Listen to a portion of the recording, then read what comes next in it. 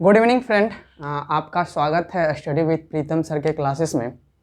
आज जो हम अर्थव्यवस्था का अध्ययन करेंगे और अर्थव्यवस्था में हम ये समझेंगे कि यूपीएससी और पीसीएस एग्ज़ाम के दृष्टि से पीटी एग्ज़ाम में कौन कौन सा टॉपिक अध्ययन करना है। हम उस टॉपिक का आज हम इंट्रोडक्शन देखेंगे कि उस टॉपिक में हमें क्या क्या पढ़ना है। तो फर्स्ट ऑफ ऑल हम यूपीएससी प्लस पीसीएस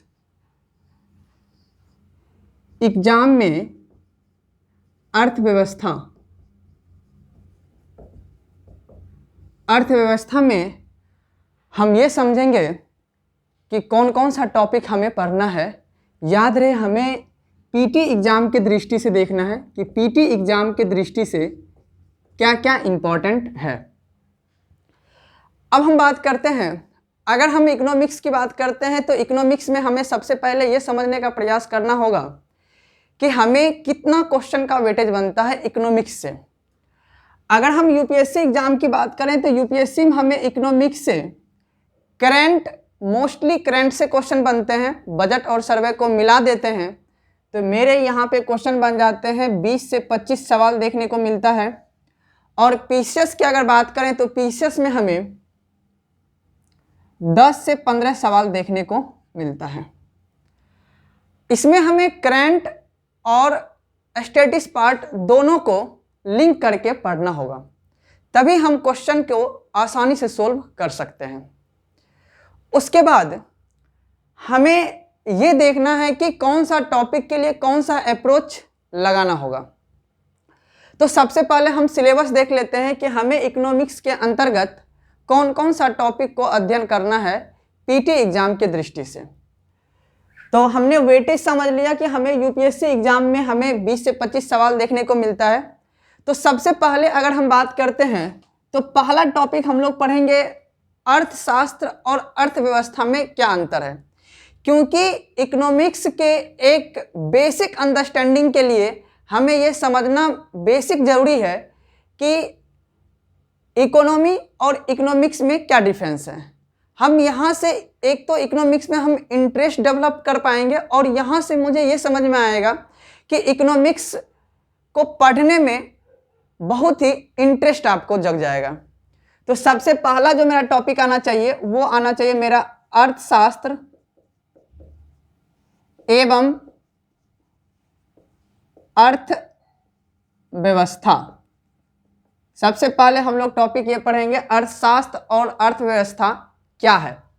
इसी के अंतर्गत हम लोग इसी चैप्टर के अध्ययन कर हम लोग ये पढ़ेंगे कि टाइप्स ऑफ इकोनॉमी यानी टाइप्स ऑफ अर्थव्यवस्था, चाहे वो समाजवादी अर्थव्यवस्था हो, चाहे वो पूंजीवादी अर्थव्यवस्था हो, चाहे वो मिश्रित अर्थव्यवस्था हो। और उसके बाद हम समझेंगे कि भारत ने क्यों मिश्रित अर्थव्यवस्था को अपनाया और भारत जब मिश्रित अर्थव्यवस्था को अपनाया तो उसके पक्ष और विपक्ष क्या क्या है, उसके निगेटिव पॉइंट क्या है, उसके पॉजिटिव पॉइंट क्या है, हम ये भी समझने का प्रयास करेंगे इसी टॉपिक के अंतर्गत। उसके बाद इसी के बाद हम जो दूसरा टॉपिक पढ़ेंगे वो मेरा रहेगा आर्थिक नियोजन। आर्थिक नियोजन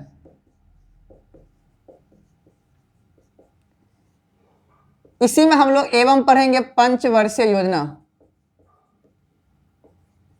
पंचवर्षीय योजना के बारे में हम लोग समझेंगे कि पंचवर्षीय योजना और आर्थिक नियोजन क्या है। और हम ये समझेंगे कि 1950 से लेके 2017 तक में कौन कौन सा बदलाव हुआ। इसी के अंतर्गत आपको पता होगा कि पंचवर्षीय योजना में आने में पहले योजना आयोग था, आपको पता होगा 2015 में योजना आयोग का नाम बदलकर नीति आयोग कर दिया गया।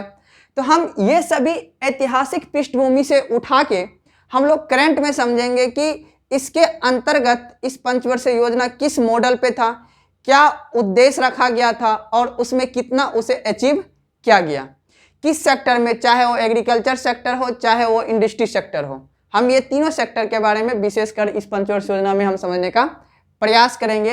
ये मेरा रहेगा दूसरा चैप्टर। अगर हम तीसरा चैप्टर की बात करें तो तीसरा चैप्टर रहेगा भारत में गरीबी की स्थिति। भारत में गरीबी, भारत में गरीबी, ये मेरा तीसरा चैप्टर रहेगा। उसके बाद अगर हम नेक्स्ट टॉपिक की बात करें, चौथा टॉपिक, तो वो रहेगा भारत में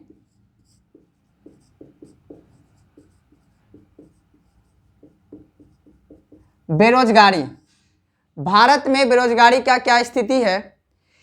ये दोनों टॉपिक भारत की बेरोजगारी एवं भारत की गरीबी को जब हम अध्ययन करेंगे इससे मुझे भारत की स्थिति के बारे में पता चल जाएगा कि भारत की एक्चुअल क्या स्थिति है, और इससे हमें ये समझने को काफ़ी आसानी से आ जाएगा कि हमें जो गवर्नमेंट जो स्कीम चला रही है, चाहे वो बीपीएल हो चाहे वो अंत्योदय हो, वो कितना पर है और इसके पक्ष में क्या क्या है, और इससे हमें सरकार की योजना को समझने में आसानी होगी। तो हम ये दोनों टॉपिक को पढ़ेंगे, भारत में गरीबी और भारत में बेरोजगारी की क्या स्थिति है। उसके बाद इसी के साथ अगला टॉपिक हम लोग पढ़ेंगे नेशनल इनकम, जिसे हिंदी में हम लोग राष्ट्रीय आय कहते हैं। राष्ट्रीय आय के बारे में समझेंगे, हमारी भारत देश की क्या आय है। इसी के अंतर्गत आपको पता होगा कि राष्ट्रीय आय को मापने के लिए, गणना करने के लिए 4 टूल होता है, जीडीपी, एनडीपी, जीएनपी और एनएनपी। पहला है ग्रॉस डोमेस्टिक प्रोडक्ट, जिसे हिंदी में हम सकल घरेलू उत्पाद कहते हैं। दूसरा है नेट डोमेस्टिक प्रोडक्ट, और तीसरा है ग्रॉस नेशनल प्रोडक्ट, और चौथा है नेट नेशनल प्रोडक्ट। ये दोनों जो है जीडीपी और एनडीपी भारत की सीमा के अंदर की बात करते हैं, और ये जीएनपी और एनएनपी जो है ये भारत के व्यक्तियों के द्वारा जो उत्पादन इनकम किया जाता है उसके द्वारा उसका इनकम को जोड़ा जाता है यहाँ पे। तो हम ये सब चैप्टर जब हम अध्ययन करेंगे तो वहाँ पे हम विस्तार पूर्वक से समझेंगे। इसी के अंतर्गत हम ये समझेंगे कि मार्केट प्राइस क्या होता है और फैक्टर कॉस्ट क्या होता है और सब्सिडी क्या होता है। इन सभी बातों को हम, इस सभी टूलों को हम इसी चैप्टर के अध्ययन का समझेंगे। और उसके बाद अगर हम अगला चैप्टर की बात करें तो मेरा छठा चैप्टर जो आता है, छठा चैप्टर आता है भारत की अर्थव्यवस्था का क्षेत्र, जिसे हम कहते हैं सेक्टर ऑफ इकोनॉमिक्स। अर्थव्यवस्था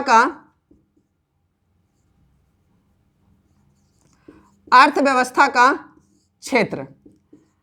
अब देखिए, अगर हम आसानी से क्षेत्र की बात करें तो आपको पता होगा कि अर्थव्यवस्था में हमेशा 3 क्षेत्र की बात की जाती है, प्राइमरी सेक्टर, सेकेंडरी सेक्टर और टर्सरी सेक्टर।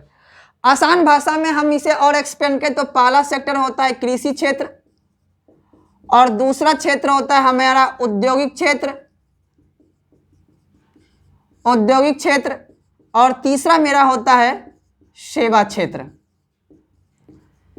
तो हमें अर्थव्यवस्था के क्षेत्र में हम ये समझेंगे कि कृषि क्षेत्र में क्या महत्व है भारत में, और कृषि क्षेत्र की कितनी भूमिका है देश की इनकम को बढ़ाने में, हम ये समझेंगे। और कृषि क्षेत्र में फसल के उत्पादन के लिए सरकार के द्वारा कौन कौन सी योजनाएं चलाई जा रही है, हम उसका भी अध्ययन इसी टॉपिक में कर लेंगे। उसके बाद भारत का औद्योगिक क्षेत्र के बारे में अध्ययन करेंगे, महारत्न कंपनी, मिनी रत्न कंपनी का हम इसमें अध्ययन करेंगे। और उसके बाद लास्ट में हम पढ़ेंगे भारत की सेवा क्षेत्र के बारे में हम लोग पढ़ लेंगे। उसके बाद हम अगला चैप्टर की बात करते हैं तो अगला चैप्टर मेरा मोस्ट इम्पॉर्टेंट वो है मेरा भारत का वैदेशिक क्षेत्र, यानी भारत का व्यापार नीति जिसके कह सकते हैं हम, यानी भारत का विदेशी व्यापार। भारत का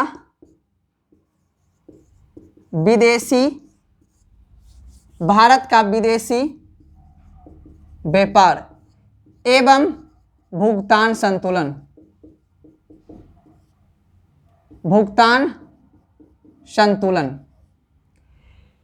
इसी में हम लोग भुगतान संतुलन यानी भारत की व्यापार का क्या नीति है, करेंट अकाउंट क्या होता है, सेविंग अकाउंट क्या होता है। सेविंग अकाउंट में हम लोग देखेंगे यानी करेंट अकाउंट, और हम लोग इसमें देखेंगे और कैपिटल अकाउंट, सेविंग अकाउंट, जो हम लोग इसी का अध्ययन पढ़ेंगे। तो भारत का विदेशी व्यापार और भुगतान संतुलन ये बहुत इंपॉर्टेंट चैप्टर है, यहाँ से क्वेश्चन हमेशा हमें देखने को मिलता है। उसके बाद हम लोग पढ़ेंगे अगला चैप्टर जो 8वां नंबर चैप्टर होगा, वो होगा मेरा मुद्रा स्थिति इन्फ्लेशन। ये बहुत इंपॉर्टेंट चैप्टर है, ये भी एग्जाम के दृष्टि से, क्योंकि इसमें हमें इकोनॉमिक्स की बेसिक कॉन्सेप्ट की अंडरस्टैंडिंग होती है। डिमांड और सप्लाई का कॉन्सेप्ट हमें इस चैप्टर में सीखने को मिलता है कि अगर हम डिमांड को बढ़ाएंगे तो महंगाई होगा, या डिमांड को कम करेंगे तो महंगाई होगा। हम इस चैप्टर का जब अध्ययन करेंगे तो वहाँ पे हम आसानी से इस कॉन्सेप्ट को, डिमांड और सप्लाई को आसानी से क्या होगा, समझ जाएंगे। इन्फ्लेशन के बाद अगर हम आगे की चैप्टर की बात करें तो आगे की चैप्टर जो है बहुत इंपॉर्टेंट है, वो हमें देखना है। 9th नंबर चैप्टर होगा मेरा। 9th नंबर की अगर बात करें तो 9th नंबर का चैप्टर होगा मेरा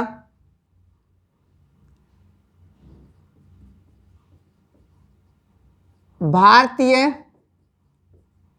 वित्तीय प्रणाली या भारतीय वित्तीय बाजार भी बोलते हैं, भारतीय वित्तीय बाजार, इंडियन फाइनेंशियल मार्केट।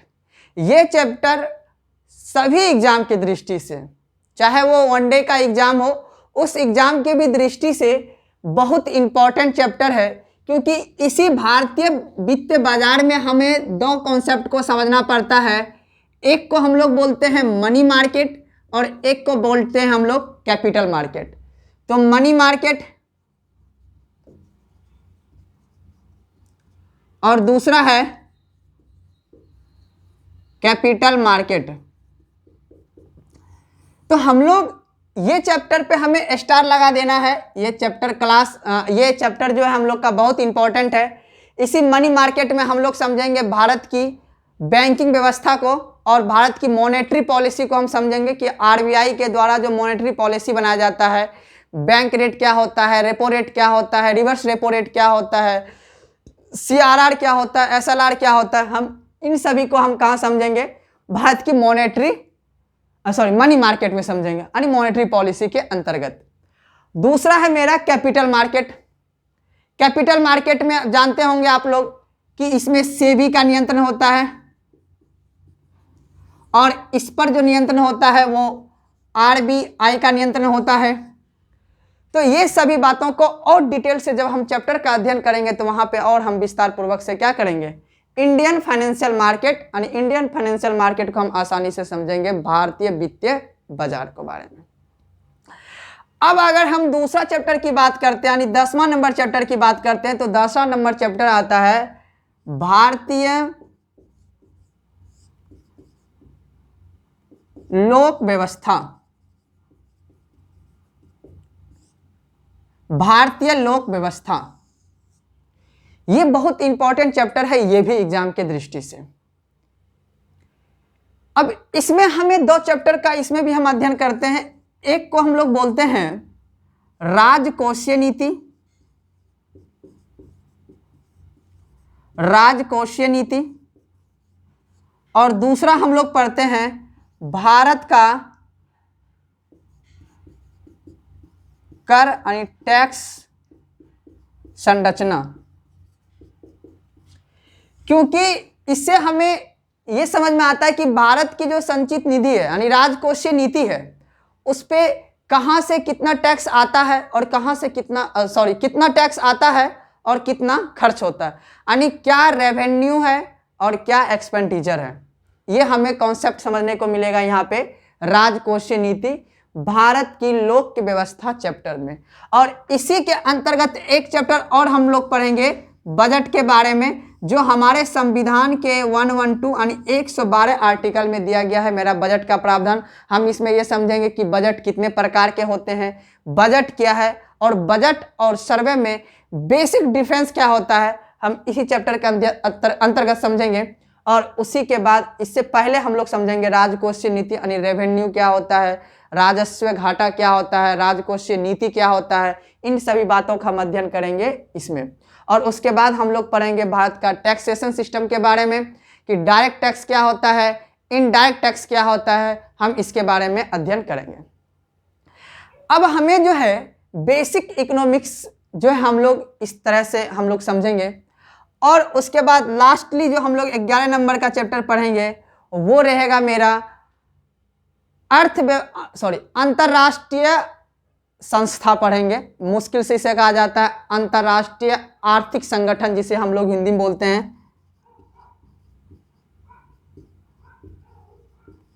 अंतरराष्ट्रीय आर्थिक संगठन। इसी के अंतर्गत अंतर्राष्ट्रीय आर्थिक संगठन के अंतर्गत हम लोग पढ़ेंगे वर्ल्ड बैंक को पढ़ेंगे, WTO को पढ़ेंगे, IMF को पढ़ेंगे और हम लोग पढ़ेंगे वर्ल्ड इकोनॉमिक्स फोरम के बारे में हम लोग पढ़ेंगे। तो ये मेरा 4 संस्था रहेगी। वर्ल्ड बैंक के बारे में, वर्ल्ड ट्रेड ऑर्गेनाइजेशन के बारे में हम लोग पढ़ेंगे, इंडियन मॉनेटरी फंड के बारे में पढ़ेंगे और वर्ल्ड इकोनॉमिक्स फोरम के बारे में पढ़ेंगे। ये मेरा अंतर्राष्ट्रीय आर्थिक संगठन जो है इकोनॉमिक्स से संबंधित जो रिपोर्ट जारी करता है वर्ल्ड लेवल पे, हमें उसके बारे में साथ साथ अध्ययन करना है। और लास्ट में जो है हम इन सभी टॉपिक से संबंधित जो करंट की न्यूज चलती है, जो जिस साल हम लोग पेपर देंगे उस साल की जो करंट की न्यूज होगी उसे हम लिंक करके पढ़ेंगे। फिर उसके बाद हम कॉन्सेप्ट को विकसित करेंगे, तभी यूपीएससी की क्वेश्चन को हम आसानी से क्या करेंगे, सोल्व कर पाएंगे। तो मुझे उम्मीद है कि आप लोग इस चैप्टर को समझ गए होंगे। पुनः मैं इसे एक बार और आपको रिकॉल कर देता हूं। तो जैसा कि आपने देख रहा है कि पहला जो मेरा सब्जेक्ट है वो है मेरा अर्थशास्त्र एवं अर्थव्यवस्था, और दूसरा मेरा टॉपिक आएगा आर्थिक नियोजन एवं पंचवर्षीय योजना, और तीसरा मेरा टॉपिक आएगा भारत में गरीबी की स्थिति, और चौथा मेरा टॉपिक आएगा भारत में बेरोजगारी की स्थिति क्या है। और अगर हम पांचवा टॉपिक की बात करें तो पांचवा टॉपिक हम लोग पढ़ेंगे नेशनल इनकम के बारे में कि भारत की नेशनल इनकम क्या है, और इसी के अंतर्गत हम लोग जीडीपी, एनडीपी, जीएनपी और एनएनपी के बारे में अध्ययन करेंगे। और अगला टॉपिक मेरा आएगा छठा number topic sector of economics, अर्थव्यवस्था का क्षेत्र के बारे में पढ़ेंगे। Primary sector, tertiary sector, primary sector और सेकेंडरी सेक्टर और टर्सरी सेक्टर, यानी तीनों क्षेत्र के बारे में हम इसका अध्ययन करेंगे और इससे संबंधित जो भी सरकार योजना चलाई है हम उसके बारे में भी अध्ययन करेंगे। उसके बाद हमारा 7वां नंबर टॉपिक है भारत का विदेशी व्यापार एवं भुगतान संतुलन। भारत की विदेशी व्यापार भुगतान संतुलन, हम इसके बैलेंस ऑफ पेमेंट के बारे में अध्ययन करेंगे कि बैलेंस ऑफ पेमेंट के अंतर्गत कौन कौन सी, इसी में हम एनआरए अकाउंट का भी पढ़ेंगे। इसी में बैलेंस ऑफ पेमेंट कितने प्रकार के होते हैं, करेंट अकाउंट और कैपिटल अकाउंट, ये दोनों को हम लोग पढ़ेंगे, ठीक है। और उसके बाद 8वां नंबर टॉपिक मेरा मोस्ट इंपॉर्टेंट है जिसे हम कहते हैं इन्फ्लेशन, मुद्रा स्थिति। इसी से हम लोग समझेंगे डिमांड और सप्लाई का कॉन्सेप्ट को हम समझेंगे। और उसके बाद हमारा 9th चैप्टर होगा भारत का वित्तीय प्रणाली एवं बाजार, यानी भारत का वित्तीय बाजार, इंडियन फाइनेंशियल मार्केट का क्या सिस्टम है हम उसके बारे में समझेंगे। इसी के अंतर्गत जो हम इंडियन फाइनेंशियल मार्केट को हम 2 भागों में करके पढ़ेंगे, एक को हम बोलेंगे मनी मार्केट और दूसरे को हम लोग बोलेंगे कैपिटल मार्केट। इसका हम अध्ययन करेंगे। मनी मार्केट पे आप जानते होंगे कि आरबीआई का नियंत्रण होता है और कैपिटल मार्केट पे हम लोग का सेबी का नियंत्रण होता है। और हमें पता है कि कैपिटल मार्केट में हम लोग बॉन्ड के और शेयर के बारे में बात करते हैं, और मनी मार्केट में हम लोग आरबीआई के द्वारा लाया गया जो टूल होता है मॉनेटरी पॉलिसी, जो हम CRR, SLR, bank rate, repo rate, reverse repo rate, open market operation, इन सभी का जो अध्ययन करते हैं हम लोग इसी मनी मार्केट के अंतर्गत अध्ययन करते हैं। उसके बाद हम लोग पढ़ते हैं लोक व्यवस्था, भारतीय लोक व्यवस्था के बारे में पढ़ते हैं, जिसमें हमें 2 सेक्टर में पढ़ना पड़ता है। एक को हम बोलते हैं फिजिकल पॉलिसी, राजकोषीय नीति, और दूसरा हम लोग पढ़ते हैं भारत का टैक्सेशन सिस्टम क्या है। और इसी के अंतर्गत हम लोग बजट के बारे में भी पढ़ते हैं। यहीं पे हम लोग बजट में क्या क्या प्रावधान है, बजट कितने प्रकार के होते हैं हम ये समझेंगे। और इसी के अंतर्गत हम ये भी समझेंगे कि सर्वे क्या होता है और बजट और सर्वे में बेसिक डिफरेंस क्या होता है, हम इसका भी अध्ययन करेंगे। और लास्टली में हम लोग जो टॉपिक पढ़ेंगे वो मेरा रहेगा अंतर्राष्ट्रीय आर्थिक संगठन, जिसमें हमें वर्ल्ड बैंक के बारे में पढ़ना है, WTO के बारे में पढ़ना है, IMF के बारे में पढ़ना है और वर्ल्ड इकोनॉमिक्स के बारे में पढ़ना है। अब जहाँ तक कि मुझे लग रहा है कि इन सभी टॉपिक का अगर आप अध्ययन कर लीजिएगा और साथ में करंट को अगर जोड़ लीजिएगा तो यूपीएससी की क्वेश्चन को आसानी से हम लोग सोल्व कर पाएंगे। एटलीस्ट अगर 20 क्वेश्चन अगर पूछा जाता है तो 20 में से हम 17-18 सवाल को आसानी से सोल्व कर सकते हैं। आई होप कि यह सिलेबस आपको समझ में आया होगा। थैंक यू, धन्यवाद।